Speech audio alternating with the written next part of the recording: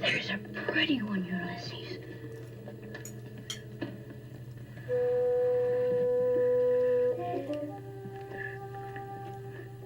There it is. Hello BookTube, I'm Sean the Book Maniac. Welcome back to my channel. I'm here to do part 1 of my December wrap-up. I've decided to split it into 2 parts because I've been inflicting a lot of 25 and 28 minute videos on you, and every time I worry about that, the only comments I get are, please, longer's better for us, don't worry, but I still worry. Plus, I had such a good reading month in December, top heavy with positive reading experiences, and I read quite a few books.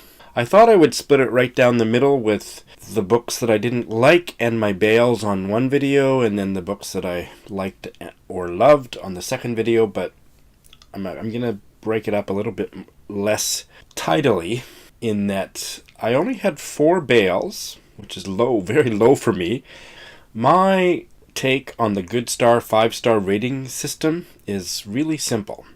I know a lot of people really struggle with it, but for me it's just really easy. It's very emotional. So if I hated the book, it's 1 star. If I didn't like the book, it's 2 stars. If I didn't really like the book, 3 stars. If I liked the book, 4 stars. And if I loved the book, 5 stars. If I loved a book, that doesn't mean it's a perfect book or didn't have its flaws, but as long as the flaws didn't get in the way of my love for the book, 5 stars. So I tend to have a lot more 5 stars than many other readers I know. So, in December, I had 4 bails, no 1-star reads, and 1 each of a 2-star read and a 3-star read.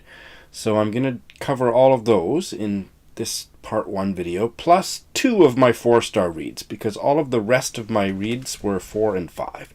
That sounds nerdily complicated, but that's how I'm going to break it down, and I'm going to have a glass or 2 of wine while I'm doing it. So let's get started. Yeah, 4 bails is not many for me. I think I had 11 or more in November. In 2017, I had 110 bails. And for those of you that are wondering, because I did mention it in my last Friday reads of 2017, I did make my target of 150 books read in 2017, which doesn't include the 110 books that I bailed on. Only 4 of those bails were in December. So the first one, and they were all quite disappointing, but especially the first one because it started out so good. This is a translated novel from the Norwegian, The 16 Trees of the Somme by Lars Mitting.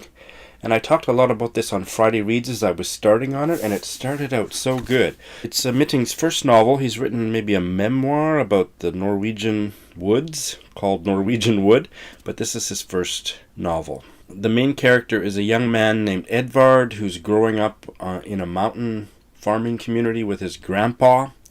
His parents died tragically and mysteriously in France when he was just a wee tot, and he's never really been told the truth of what happened to them, and it's quite mysterious. His grandfather had a brother who lived across the way, kind of on the next farm or whatever, and he died before Edvard was around too, and there seems to be some mystery, and the 2 mysteries seem to be connected. But it started out as a very literary treatment of this story, and I thought the writing was quite lovely, and I was deeply intrigued, and I was raving about this on my Friday reads for several weeks.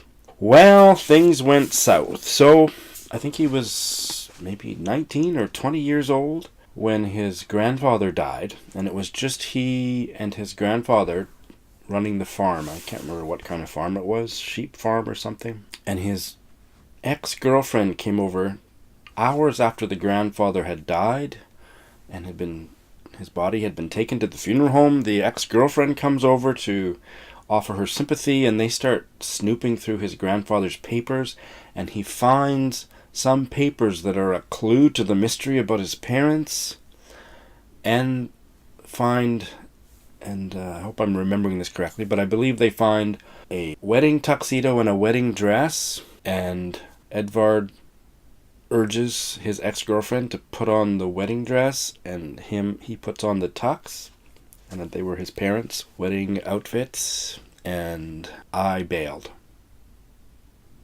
I could just see that this novel was slipping into the mystery genre conventions, which I hate. I hate mystery novels.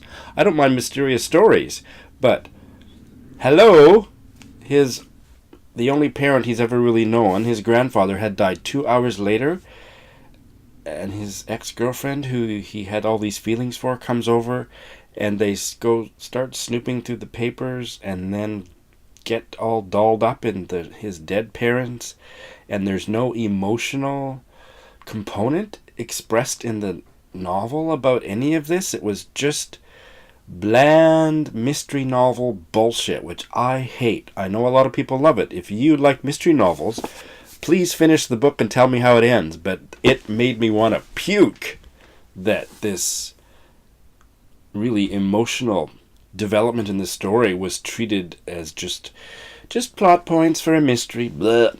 Bailed. So that's how I really felt about that. Next, again disappointing, was this American novel, an indigenous American writer named James Welch, Winter in the Blood, a 1974 novel.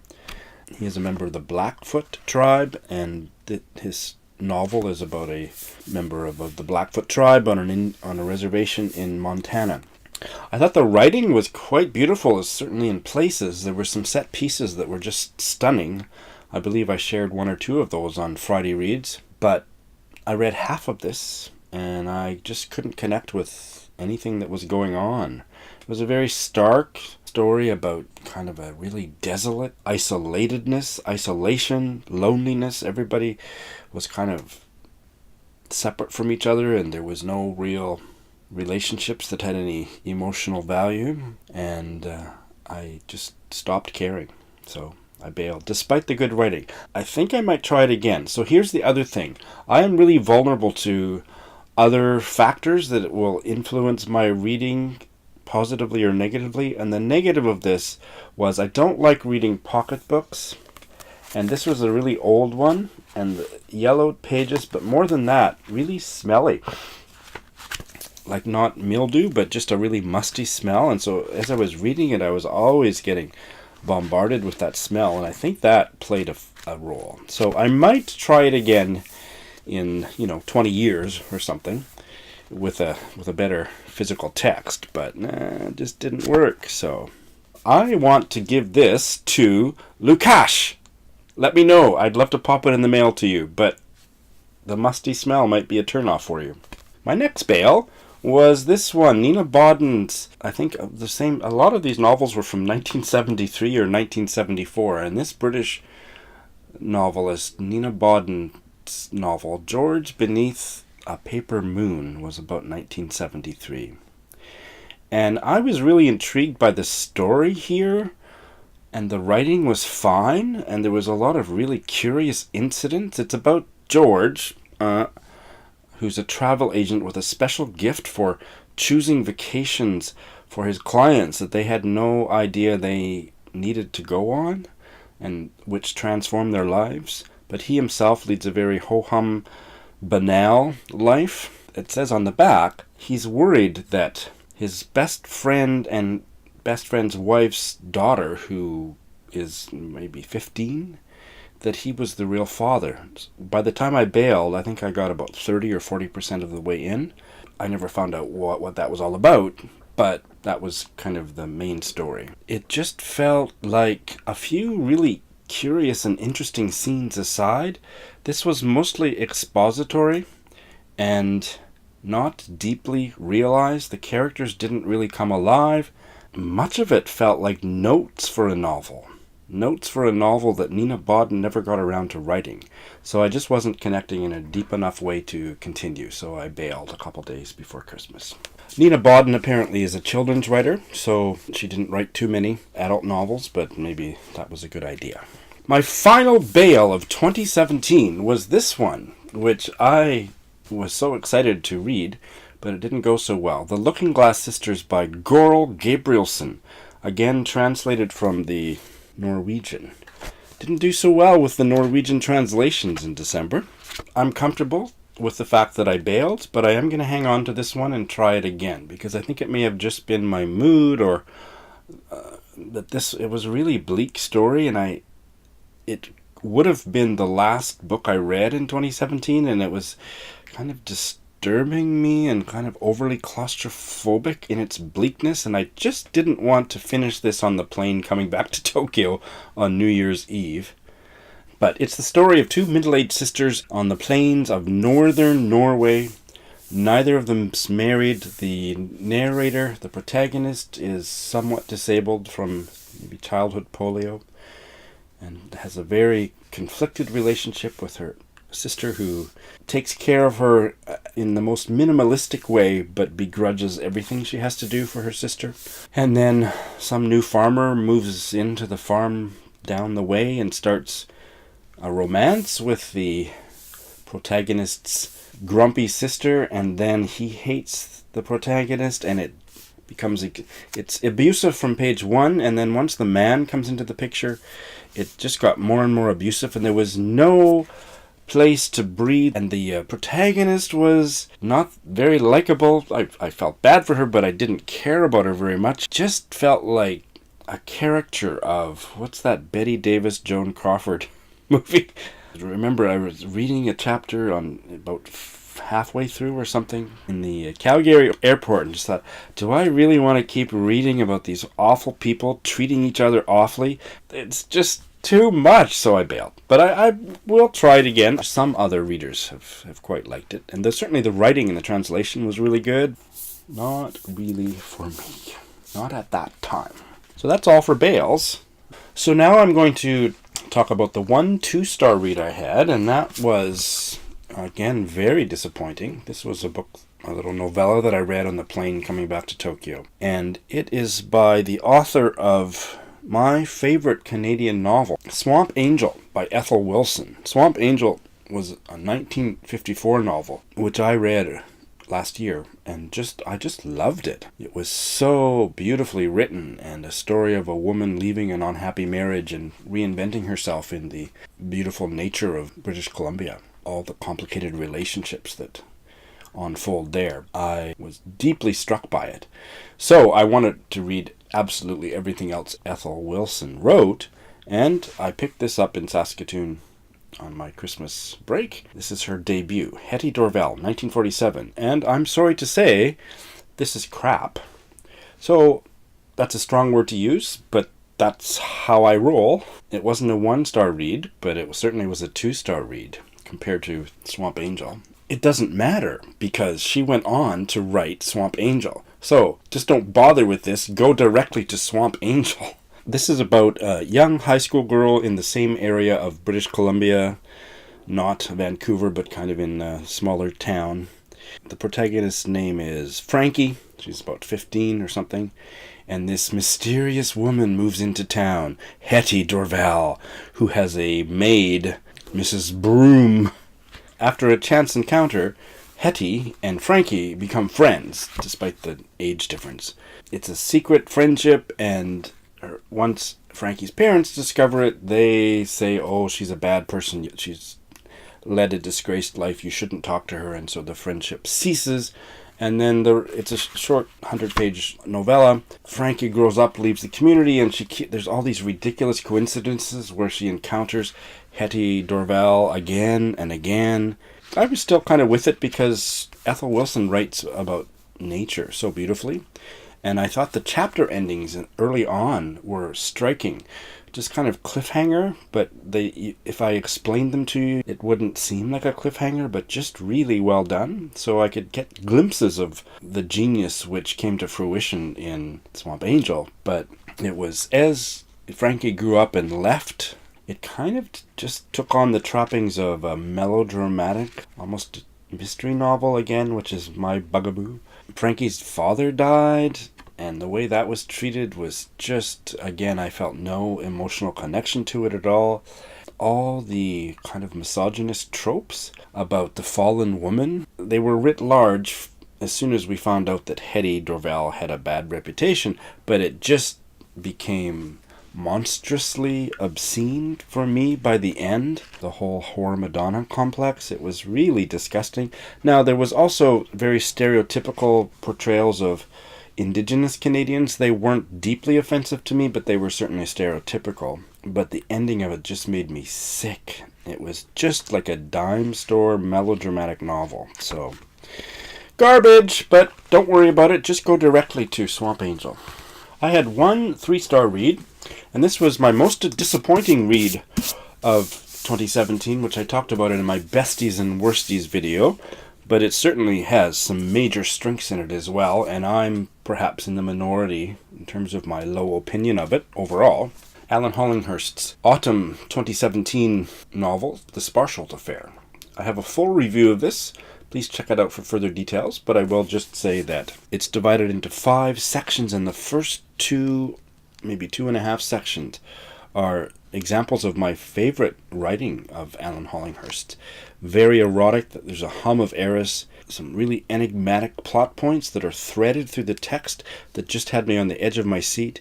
And in the latter half of this novel, I felt it kind of devolved into a typically boring novel about gay families and gay love, and, you know, those are important topics, and I don't mean to poo-poo them, but it started out to be something much more deeply literary and perfect, and then it just became, to this particular reader, rather banal. Lots of other readers loved it all the way through, and that's great. But I did not. So, 3 stars.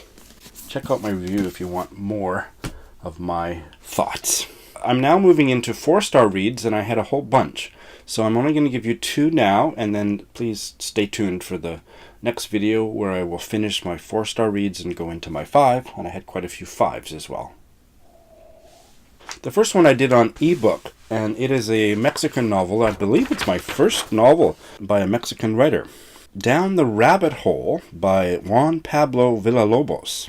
This is a short novel. I can't remember exactly when it's published, but in the last few years. A novella about Tochli, who is a 8 or 9-year-old, 7 or 8 or 9-year-old boy living in a compound in Mexico. The reader soon deduces that his father is a narco baron, cartel baron, but he doesn't know that. He begins to get an inkling by the end of the novel, but he's very naive. So, unreliable narrator, and he leads a very pampered, privileged existence, except the only people he knows are the handful of people working for his dad. His dad treats him very kindly in a materialistic way. Anything he wants, he gets, and he has a tutor, but it's a very emotionally barren existence, and there's no children around. He has a very rich imagination and a lot of obsessions, and one of his obsessions is a pygmy hippopotamus. He wants a pet pygmy hippopotamus from Liberia. Sounds completely ridiculous until the reader discovers that his father has a pet lion for him, and pet tigers, and many rare animals. Meanwhile, he has no clue about what's going on in his environment. The only reason I would say it wasn't a 5-star read for me is it could have been much longer and kind of delved into things more, but I found it really compelling and want to read more by Juan Pablo Villalobos. And the last novel of this video, stay tuned for part 2, is a 1947 novel out of Germany or maybe Holland.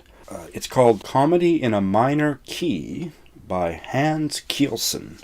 And I'm confused about his origins because he was born in Germany and he was Jewish, but he went into exile in Holland in 1936 with his wife, which was of course a bad choice in retrospect. And the novel is set in Holland, so I'm not sure exactly whether this is a German novel or a Dutch novel.